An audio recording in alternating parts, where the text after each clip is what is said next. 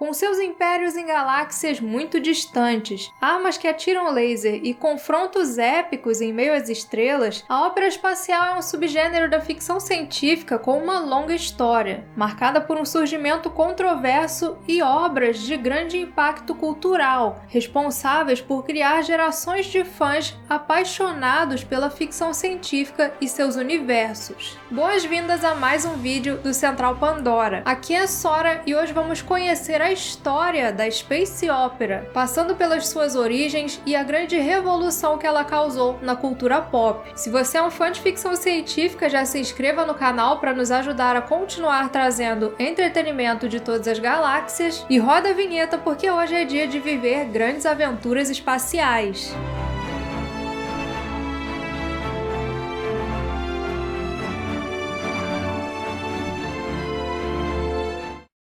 Antes de partirmos para sua história, é importante definir o que é ópera espacial. Apesar de não haver um consenso geral sobre a sua definição, ela pode ser descrita como histórias cheias de drama e ação, passadas em planetas e galáxias distantes, muito marcadas pelo heroísmo e um protagonista que se encontra diante de uma situação de grande escala, que pode envolver o destino de civilizações ou até mesmo planetas inteiros. Suas tramas normalmente envolvem guerras, jogos políticos e um baixo realismo científico, com armas que atiram laser e naves viajando mais rápido que a luz. Mas a definição da Space Opera foi passando por algumas mudanças da sua criação até se tornar o que é hoje. E nós já vamos entender que mudanças foram essas. Mas primeiro, vamos fazer uma pequena viagem ao passado.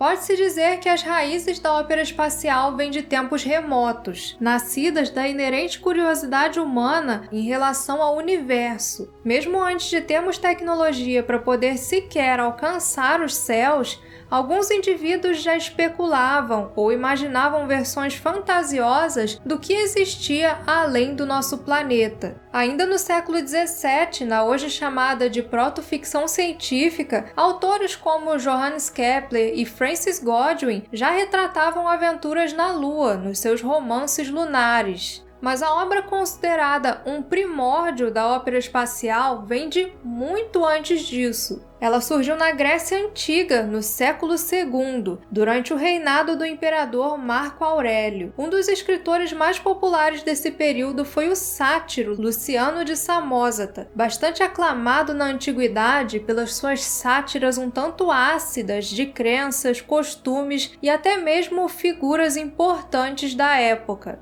Um dos seus trabalhos mais conhecidos é História Verdadeira, uma paródia de muitos relatos históricos contados naqueles tempos, que colocavam eventos claramente fantásticos como verídicos, numa tentativa de tornar as suas narrativas mais impressionantes. Como não tinha ninguém para provar, dizer se aconteceu ou não aconteceu, algumas pessoas simplesmente decidiam tornar as suas histórias mais heróicas. Mas em História Verdadeira, texto que o autor declara logo de cara ser uma grande mentira, Luciano narra uma aventura épica vivida por ele ao lado de um grupo de viajantes. Em um momento da história, esses viajantes são pegos por um redemoinho que os leva até a Lua. E lá eles conhecem o rei Endymion, que fica muito feliz com a chegada dos visitantes. Porém, esse rei estava em uma guerra contra o Rei do Sol pela colonização da Estrela da Manhã, hoje conhecida como planeta Vênus. Então, Endymion decide pedir ajuda aos homens terráqueos, que na falta de coisa melhor para fazer, aceitam prontamente fazer parte desse exército e vão para o combate equipados com armaduras lunares e montados em abutres gigantes. Assim eles vivenciam uma batalha espacial épica, cheia de criaturas míticas e com tantas mortes que o sangue dos guerreiros tinge os céus de vermelho. Mas depois desse combate tão dramático, os reis percebem que ambos sairiam prejudicados com esse conflito, então eles decidem entrar em um acordo. Mas antes de voltar para a Terra, o Luciano e seus companheiros ainda passam um tempo lá na Lua para conhecer mais sobre essa sociedade tão peculiar onde não existiam mulheres. Sim, segundo o autor, os homens na Lua eram esposas até os 25 e maridos daí em diante. gestante, e eles podiam até engravidar, levando seus filhos na panturrilha ao invés da barriga. Mas essa não era a única coisa esquisita sobre esses homens, que tinham um dedo em cada pé, olhos removíveis e usavam roupas de vidro. Apesar de usar esses elementos como hipérboles com intenções claramente cômicas, História Verdadeira antecipa nessa viagem à Lua tão maluca temas que posteriormente se tornariam bastante presentes na ficção científica, como viagens interestelares, colonização espacial, formas de vida alienígena e até tecnologias ultra avançadas. Não à toa que muitos classificam esse como o mais antigo texto que pode ser considerado uma ficção científica. E claro, uma história cheia de aventura e heroísmo em meio a uma guerra interplanetária torna a História Verdadeira um primórdio das óperas espaciais.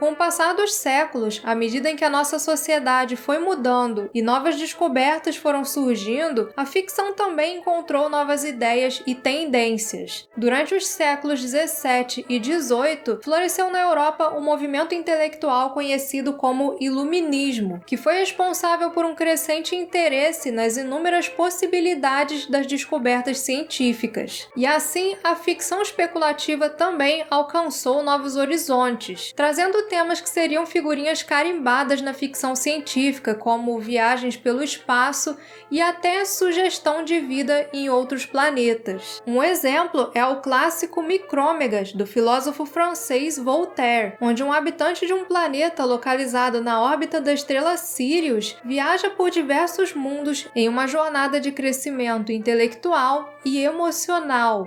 Um momento inegavelmente importante para a história da ficção científica como um todo foi o final dos anos 1800, quando surgiram as revistas pulp. Muito populares entre jovens e adultos, publicações como a Weird Tales e Amazing Stories não apenas foram o primeiro contato de muitas pessoas com a ficção científica, mas também o local onde nasceram obras que seriam os grandes pilares da ópera espacial. Inicialmente, o tipo de aventura espacial que dominava as páginas dessas revistas eram os romances planetários de ar mais fantástico, como o épico A Princesa de Marte, do Edgar Rice Burroughs.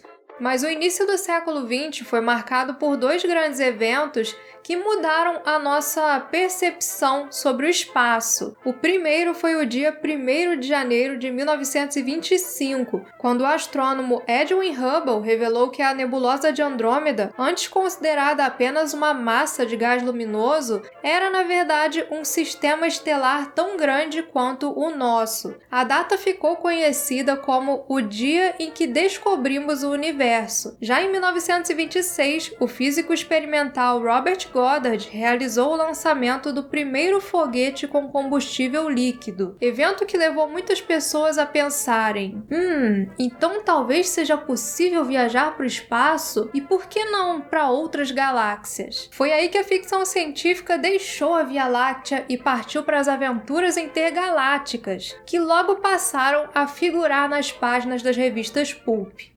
Existem discussões sobre quando a ópera espacial realmente teve início, mas a obra mais apontada como a primeira desse gênero é a The Skylark of Space, do Edward Dock Smith, publicada inicialmente na revista Amazing Stories em 1928. A trama, que une influências dos romances planetários de Burroughs com a saga de um inventor, é protagonizada por um cientista chamado Richard Seaton, que ao fazer uma mistura de cobre com o recentemente descoberto elemento X, encontra a fórmula de um combustível que permite realizar viagens mais rápidas que a luz. É usando esse combustível que ele parte com a sua nave Skylark pela galáxia, em uma grande aventura para salvar a sua noiva e amigos do maligno Mark Ducasme. The Skylark of Space teve uma ótima recepção do público e garantiu a Smith o título de pai da ópera espacial. Além de escrever sequências para Skylark, o autor lançou em 1934 a história Triplanetary, que deu início à lendária saga Landsman e é reconhecida reconhecida como a primeira ópera espacial a ter uma escala verdadeiramente galáctica. Ao longo dos anos 30 e 40, o trabalho de autores como o próprio Smith, Edmond Hamilton, John Campbell Jr. e Jack Williamson não só fisgaram a atenção do público, mas também levaram vários autores a apostarem nas aventuras espaciais. Porém, a alta popularidade dessas narrativas, geralmente muito marcadas por muito pouco ou nenhum rigor científico, criou um certo preconceito entre os fãs da ficção científica. Nos anos 40, uma das principais formas de entretenimento era o rádio, que para quem não conhece é tipo um tataravô do Spotify. As pessoas conectavam seus aparelhos em transmissões de rádio para ouvir as suas programações. Além de músicas e notícias, no rádio eram transmitidas também umas novelas bem melodramáticas voltadas para donas de casa que tinham uns roteiros bem cafona e eram patrocinadas por fabricantes de sabão. Por conta disso, essas novelas passaram a ser chamadas de soap operas, que seria óperas de sabão. Só que tem um sentido duplo oculto por trás disso aí. O termo ópera, no caso dessas novelas, não era uma referência à música, mas sim àquelas histórias mais genéricas, cheias de clichês, como era o caso das horse operas, que era como chamavam os faroestes que se apegavam demais nas fórmulas mais básicas. Por isso, em 1941, o escritor Wilson Tucker, em um artigo para a revista Le Zombie, afirmou que, assim como nós temos as horse operas e as soap operas, essas histórias de naves espaciais galhofas eram então as space operas. Sim, foi assim que surgiu o termo ópera espacial.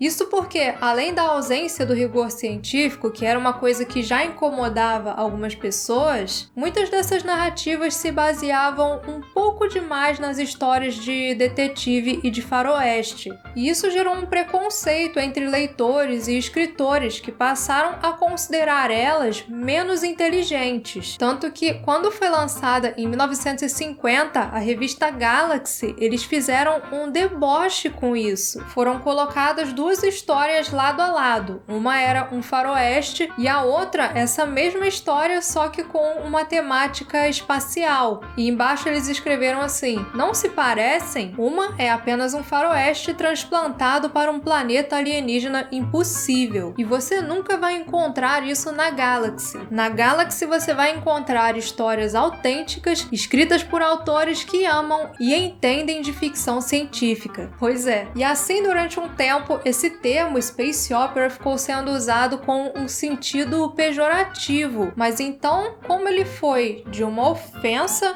para um dos gêneros mais rentáveis da ficção científica. Enquanto saíam as enxurradas de coisas de gosto duvidoso, entre elas vieram algumas obras bastante notáveis que foram mudando a visão do público. Assim, com o passar do tempo, as tramas geralmente cheias de romance e aventura passadas no espaço, com viagens mais rápidas que a luz, encontros com alienígenas, guerras e uma ciência bem distante da realidade, começaram a ser classificadas como ópera espacial independente da sua qualidade. Lá por volta dos anos 50 e metade dos 60, vários críticos já estavam usando esse termo para se referir às boas coisas desse período. Tanto que, em uma edição da revista Analog, em 1968, o escritor George Smith descreveu Star Trek como a nossa ópera espacial favorita. Falando em visuais, as maiores referências estéticas da ópera espacial clássica vieram das tirinhas em quadrinhos,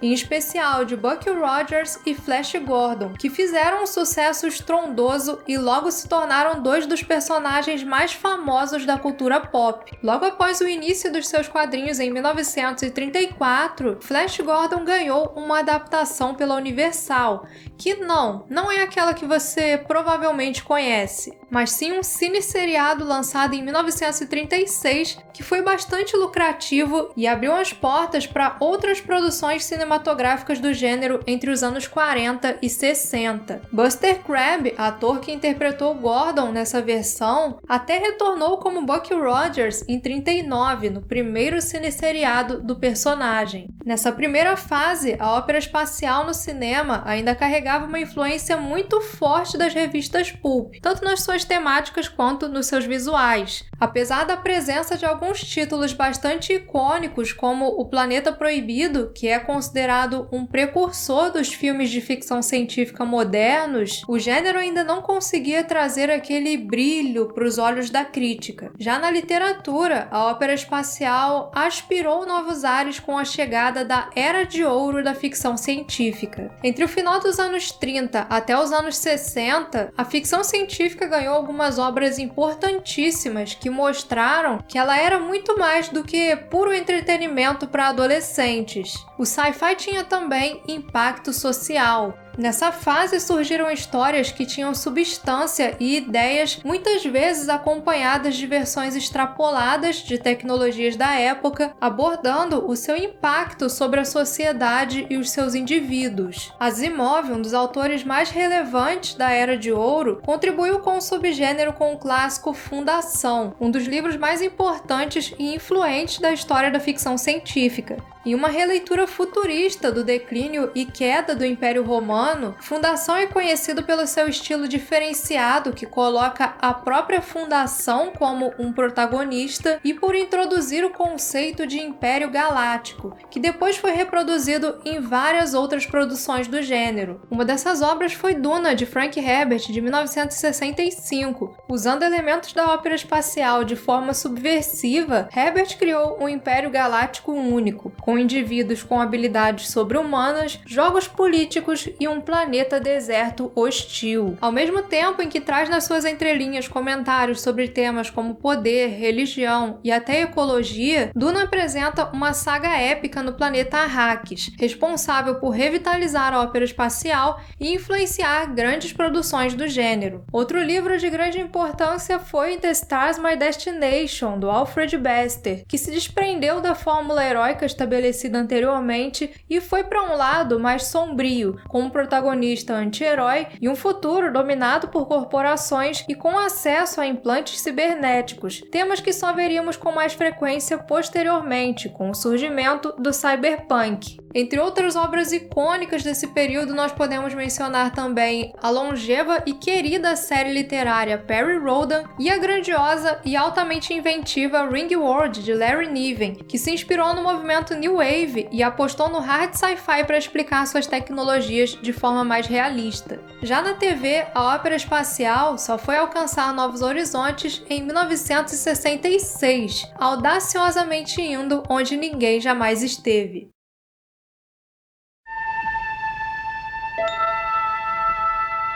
O espaço. A fronteira final.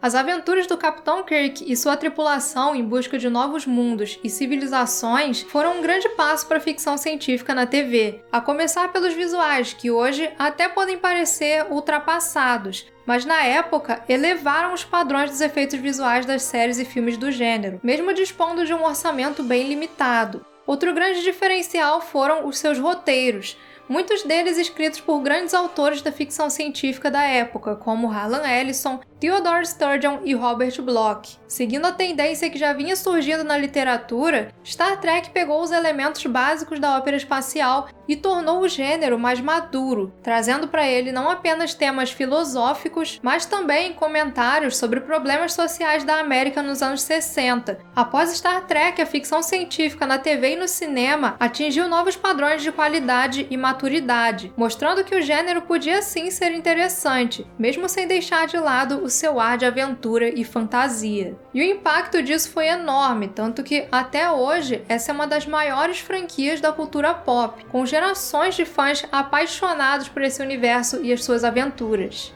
Mas o grande momento do gênero no cinema só viria anos depois, com a chegada de um dos filmes mais importantes da história, Após concluir o seu primeiro longa-metragem, o interessantíssimo THX 1138, o jovem cineasta George Lucas decidiu apostar na ópera espacial. Inicialmente, a sua ideia era produzir uma nova adaptação do Flash Gordon, mas diante das dificuldades de obter os direitos do herói pulp, Lucas decidiu seguir com uma história original, pegando inspiração em inúmeras fontes para criar algo único e grandioso, nunca visto antes no cinema. Quando foi lançado em 1977, Star Wars causou um estrondo que mudou para sempre a indústria cinematográfica, a começar pela sua estética, que trouxe uma versão revitalizada da ficção pulp para as telonas, com cenários e figurinos que representavam muito bem a grandiosidade daquele universo de faroeste espacial e efeitos especiais revolucionários, muito superiores a tudo que já tinha sido visto até aquele momento. Além disso, em meio às narrativas mais pessimistas que vinham predominando na ficção científica, influenciadas pelo movimento New Wave, o filme também trouxe uma trama mais otimista e baseada em tudo que havia tornado a ópera espacial tão amada.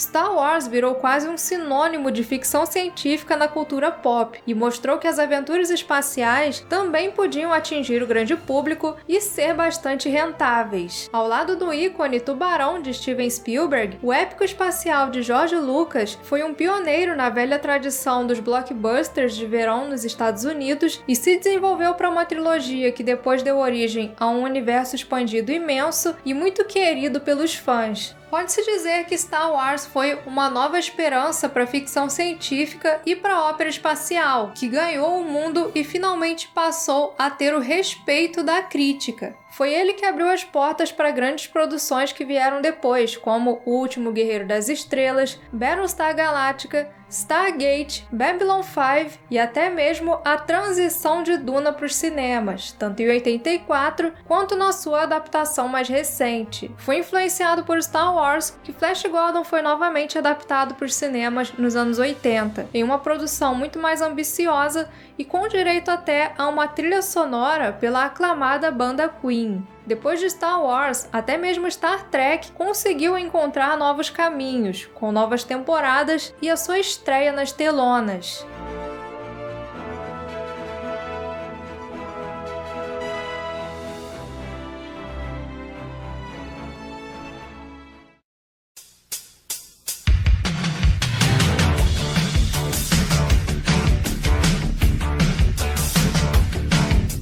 Entre os anos 70 e 80, a ópera espacial teve também um grande momento nas animações, inspirando desde produções voltadas para o público infantil, como As Aventuras dos Galaxy Rangers, Transformers e Silverhawks, até animações japonesas, que aliás também tiveram sua importância quando o assunto são aventuras espaciais. Uma das mais influentes delas certamente foi o Chusenkan Yamato, conhecida no Brasil como Patrulha Estelar. A animação japonesa, que estreou na Yomiuri TV em 1974, conta a jornada da nave de guerra Yamato, que parte em uma missão ao planeta Skandar em busca de um dispositivo capaz de salvar a Terra do alto nível de radiação, resultado dos constantes ataques de meteoros dos malignos Gamilas. Abordando seus temas de forma mais séria, complexa e até mesmo dramática do que outros animes da época, Yamato teve uma influência enorme entre as animações japonesas, que posteriormente se estendeu também para produções ocidentais. Assistindo hoje, ele pode parecer datado em vários aspectos, mas grandes animes que hoje são muito queridos pelas suas tramas, como Gundam, Macross,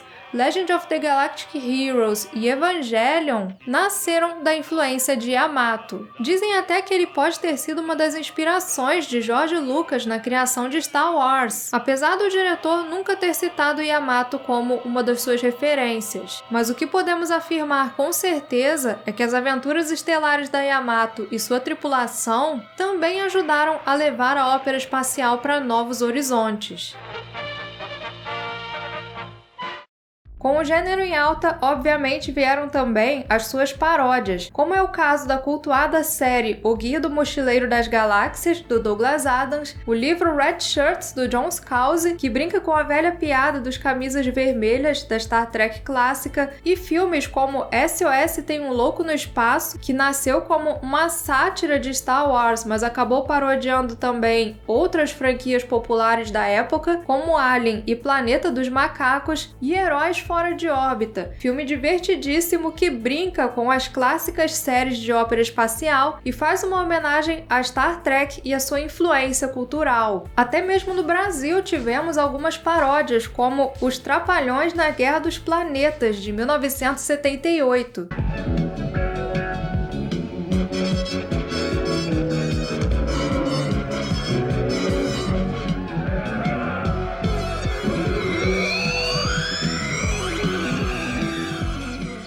Ainda falando em comédias, vale destacar também The Orville, série criada e estrelada por Seth MacFarlane, que surgiu como uma paródia da Star Trek clássica e de A Nova Geração, mas foi tão bem na sua segunda temporada que começou a desenvolver seu próprio universo de forma muito criativa.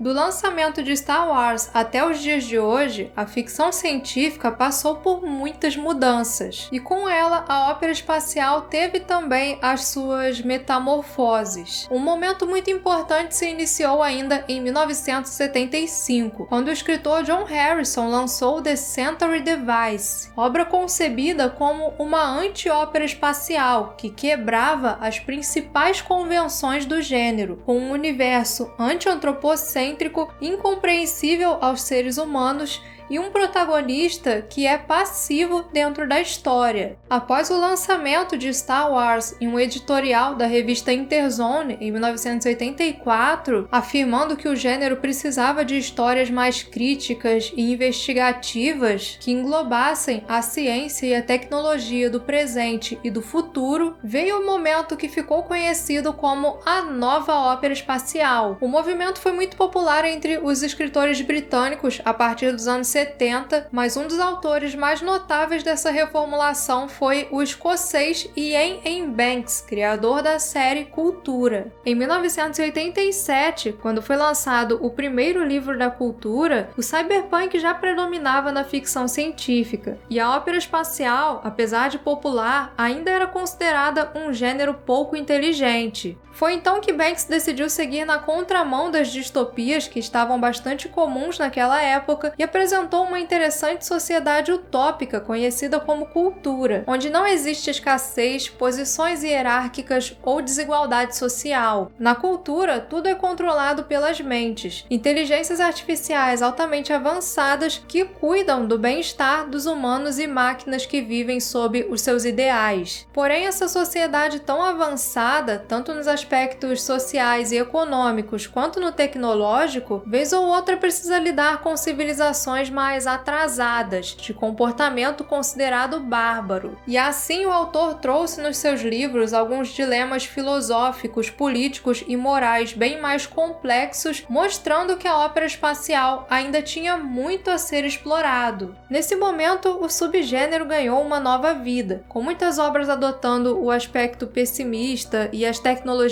mais avançadas do cyberpunk, mais atenção ao realismo científico e uma escrita mais refinada, com um melhor desenvolvimento de personagens e a abordagem de questões mais variadas dentro da ficção científica. Essa tendência influenciou até mesmo em produções brasileiras, sendo o principal exemplo o livro Horizonte de Eventos, do Jorge Luiz Calife, que foi lançado em 1986. No segundo livro, que faz parte da trilogia Padrões de Contato, o autor apostou na combinação entre ópera espacial e hard sci-fi na criação de uma sátira futurista do Brasil nos tempos da ditadura militar, quando a protagonista Angela Duncan se encontra com a antiga nave espacial BRA-SIL, que estava sendo vítima de um golpe paramilitar.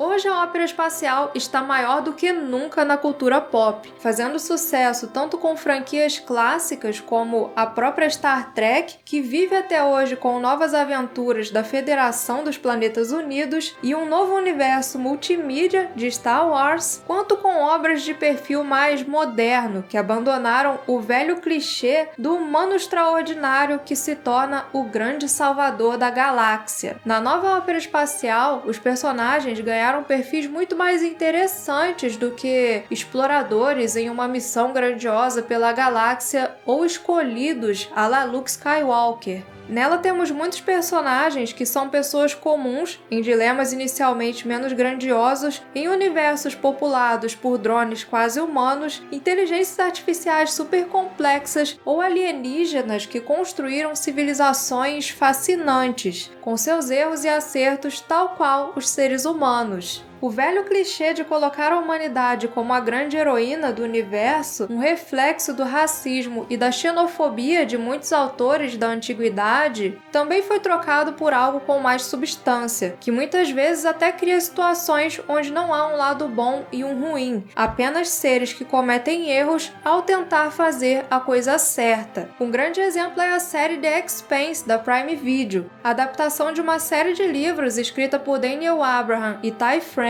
Em suas 6 temporadas, The Expanse nos apresenta um futuro onde a humanidade se expandiu pela galáxia e agora vive dilemas que vieram com essa expansão, como desentendimentos políticos e atritos ideológicos entre diferentes planetas e a presença de uma misteriosa substância alienígena conhecida como protomolécula. Buscando representar a ciência da forma mais realista possível, The Expanse é uma experiência única para quem ama ficção científica, usando a grandiosidade do cenário espacial para criar uma trama cheia de tensão, ação, personagens incríveis e inúmeras camadas, que abordam desde as consequências físicas de se viver fora da Terra até questões mais humanas, como o impacto da opressão na criação dos opressores. Hoje The Expanse não é tão reconhecida quanto merecia, mas eu acredito que ela é um dos principais modelos da ópera espacial contemporânea e certamente vai ser a influência de muitas produções futuras. Nós já estamos vendo isso, por exemplo, em Star Trek, que foi uma influência para The Expanse e agora vem se mostrando influenciada por ela nas suas temporadas mais recentes. Outro exemplo é a recente adaptação de Halo, que pegou não apenas muito de Star Wars, mas principalmente de The Expanse ao traduzir os jogos para essa nova mídia.